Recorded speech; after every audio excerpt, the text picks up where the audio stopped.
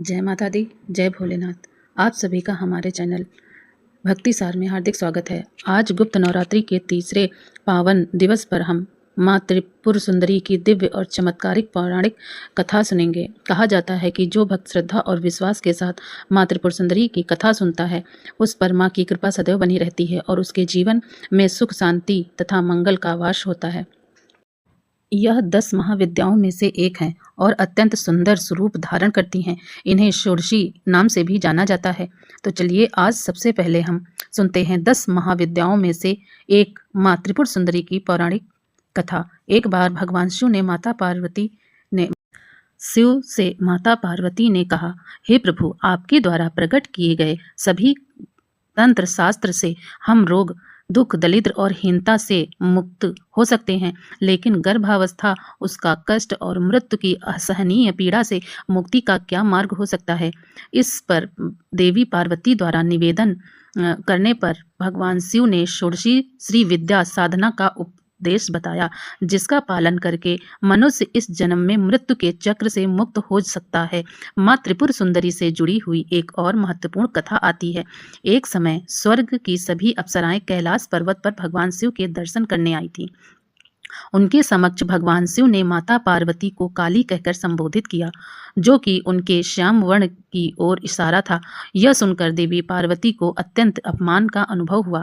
उन्होंने अपने इस श्याम रूप को गौर रूप में परिवर्तित करने का संकल्प किया और इस संकल्प के बाद वे उसी क्षण कैलाश छोड़कर वहां से चली गईं। जब नारद मुनि ने भगवान शिव को सूचित किया कि देवी सुमेरु पर्वत के उत्तरी भाग में कहीं पर हैं, तब भगवान शिव ने नारद मुनि को उन्हें ढूंढने के लिए भेजा। नारद मुनि ने देवी को खोज निकाला और उनसे असत्य वचन कहते हुए कहा कि भगवान शिव फिर से विवाह करने की तैयारी कर रहे हैं, और यह सुनकर देवी ने एक अद्वितीय और अत्यंत सुंदर रूप धारण किया। तुरंत कैलाश पर्वत की ओर प्रस्थान करने लगी। जब वे शिव जी के पास पहुंची और उनके हृदय में उन्होंने अपना प्रतिबिंब देखा, तो उन्हें लगा कि यह किसी अन्य स्त्री की छाया है और वे अत्यंत क्रोधित हो गईं। भगवान शिव ने देवी को समझाया कि हे देवी, ध्यान से देखिए, मेरे हृदय में केवल आपकी ही छाया है। तब देवी ने ऐसा किया और यह सत्य जानकर वे शांत हो गई। जब उन्होंने उस छाया के रहस्य के बारे में पूछा, तो भगवान शिव ने कहा, आपने तीनों लोकों में सर्वाधिक सुंदर रूप धारण किया है। आप सुंदरी, पंचमी श्री और त्रिपुर सुंदरी नाम से विख्यात होंगी। सदैव 16 वर्ष की युवती रहेंगी और इस कारण से आपको षोडशी नाम से भी जाना जाएगा। षोडशी के रूप में त्रिपुर सुंदरी 16 वर्ष की कन्या के रूप में चित्रित की जाती हैं, जो 16 प्रकार की कामनाओं की प्रतिनिधित्व करती हैं। उनकी उपासना का मंत्र भी 16 अक्षरों का है। वे महाविद्या परंपरा में माता पार्वती का प्रतिनिधित्व करती हैं और तांत्रिक पार्वती के रूप में जानी जाती हैं। आदि गुरु शंकराचार्य ने भी माँ षोडशी की श्री विद्या के रूप में उपासना की थी और इसलिए आज भी शंकर पीठों में उन्हें श्री यंत्र के रूप में पूजा जाता है।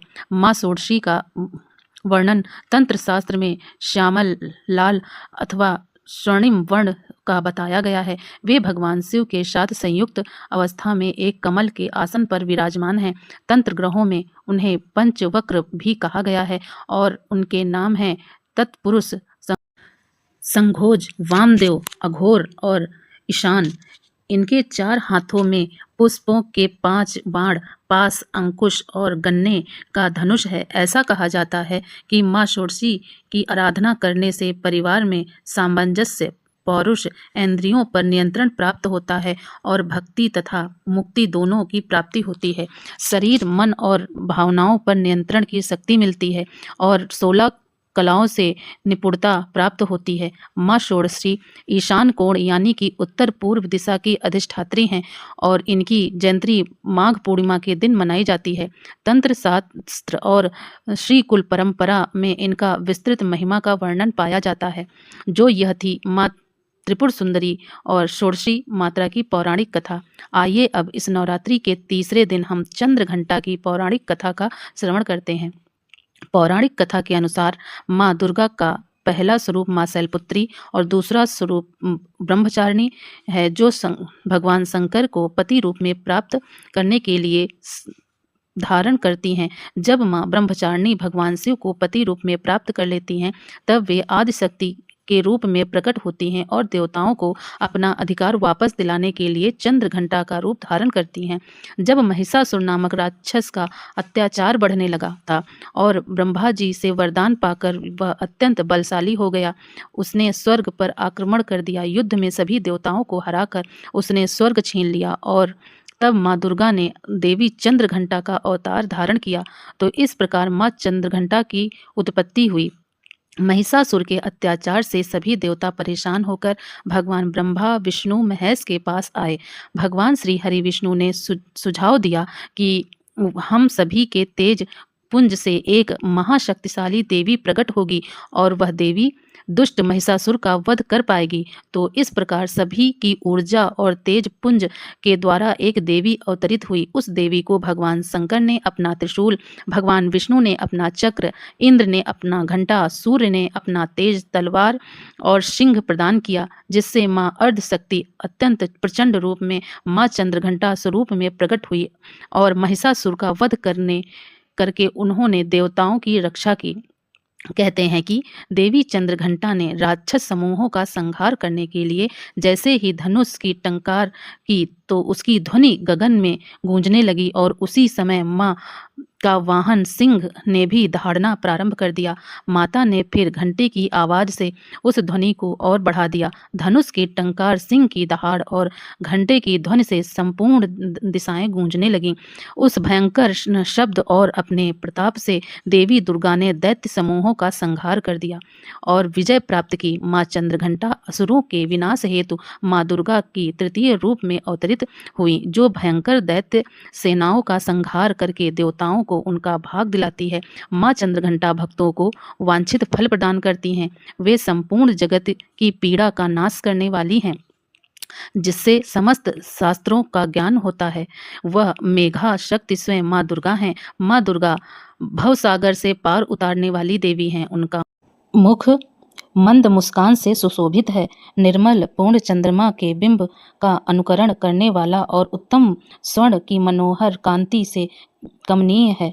जब देवी का वह मुख क्रोध से युक्त होने पर हृदय काल के चंद्रमा की भांति लाल और तनी हुई भौं के कारण विकराल हो जाता है, तब माँ रौद्र स्वरूप में प्रकट होती हैं। माँ का स्वरूप रौद्र के साथ सौम्य भी है। परमात्मा स्वरूपा के प्रसन्न होने पर उस जगत का अभ्युदय होता है और क्रोध से भर जाने पर तत्काल ही कितने ही कुलों का सर्वनाश हो जाता है। उनकी उपासना से हम समस्त सांसारिक कष्टों से मुक्त होकर सहज ही परम पद के अधिकारी बन सकते हैं। इसलिए हमें निरंतर उनके पवित्र विग्रह को ध्यान में रखते हुए साधना की ओर अग्रसर होने का प्रयास करना चाहिए। उनकी साधना से लोक और परलोक दोनों के लिए परम कल्याणकारी और उन्नत देने वाली हैं। तो ये थी माँ चंद्रघंटा की कथा। तो आइए अब हम जानते हैं कि माँ चंद्रघंटा की पूजा आराधना कैसे करनी चाहिए। इस दिन ब्रह्म मुहूर्त में उठकर स्नान आदि करने के बाद पूजा स्थान पर गंगा जल छिड़के फिर माँ चंद्रघंटा का ध्यान करें, इनके समक्ष दीप प्रज्वलित करें। अब माँ की अक्षत, सिंदूर, पुष्प आदि चीजों से पूजा करें। तत्पश्चात माँ को प्रसाद के रूप में फल और केसर, दूध से बनी मिठाइयाँ या फिर खीर का भोग लगाएं। फिर माँ चंद्रघंटा की आरती करें, स्तुति करें। पूजा के पश्चात किसी भी जाने अनजाने से हुए अपराध के लिए क्षमा याचना करें। भक्त इस दिन दूध से बने मिष्ठान का भोग लगा सकते हैं। कहा जाता है कि माता को शहद भी प्रिय है। अगर आप यह सब भोग नहीं लगा सकते तो आप अपनी क्षमता अनुसार प्रेम पूर्वक जो भी भोग माता को अर्पित करेंगे वे बहुत स्वीकार करती हैं। नवरात्रि के तीसरे दिन माता दुर्गा के चंद्रघंटा स्वरूप की विधि विधान से पूजा करने के बाद इस मंत्र का जाप करना चाहिए और यह मंत्र है ओम देवी चंद्रघंटाय नमः। इस प्रकार विधि विधान के साथ माँ चंद्रघंटा की पूजा करके, आराधना करके उनका आशीर्वाद प्राप्त किया जा सकता है। जैसे माँ भगवती ने नव दुर्गा का स्वरूप लेकर महिषासुर, धूम्र लोचन, चंडमुंड, शुंभ निशुंभ आदि अनेक दानवों का नाश किया था, उसी प्रकार इस नवरात्रि के पावन अवसर पर माँ दुर्गा की आराधना करते हुए हम अपने भीतर के दानव का नाश कर परम धाम की प्राप्ति कर सकते हैं। माँ चंद्रघंटा ने अत्यंत बलशाली दैत्य सेना का संहार करके देवताओं को अपना अधिकार वापस दिलाया था। माँ चंद्रघंटा देवी दुर्गा का शक्ति स्वरूप हैं। उनमें ब्रह्मा, विष्णु और महेश तीनों देवों की शक्तियां समाहित हैं। यह अपने हाथों में तलवार, त्रिशूल, धनुष और गदा धारण करती हैं। माँ चंद्रघंटा और उनकी सवारी दोनों का शरीर सदैव ही सोने की तरह चमकता रहता है। उनके माथे पर घंटे के आकार में अर्धचंद्र विराजमान है और इस वजह से वे चंद्रघंटा कहलाती हैं। भक्तों के लिए माता का स्वरूप सौम्य और शांत है। संपूर्ण सृष्टि की पीड़ा का नाश करने वाली माँ चंद्रघंटा की आराधना करने से बल, बुद्धि, विद्या की प्राप्ति होती है और माँ चंद्रघंटा की आराधना से मनुष्य पराक्रमी और निर्भय हो जाता है। माँ चंद्रघंटा का स्वरूप स्वर्ण के समान चमकीला है। उनका वाहन सिंह है। उनकी 8 भुजाओं में कमल, धनुष, बाण, खड्ग, कमंडल, तलवार, त्रिशूल और गदा आदि अस्त्र शस्त्र सुसज्जित हैं।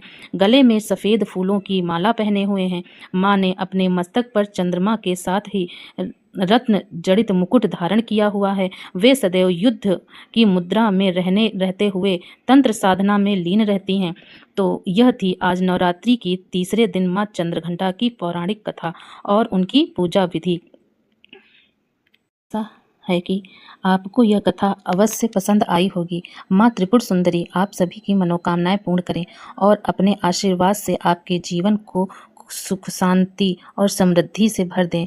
यह वीडियो पसंद आए तो लाइक करें, शेयर अपने परिवार और मित्रों के साथ शेयर करें और हमारे यूट्यूब चैनल भक्ति सार को सब्सक्राइब करना ना भूलें। कमेंट में लिखें जय माँ त्रिपुर सुंदरी। मिलते हैं अगली भक्तिमय वीडियो में, तब तक के लिए नमस्कार। जय माता दी, जय भोलेनाथ, जय माँ त्रिपुर सुंदरी, जय माँ चंद्रघंटा।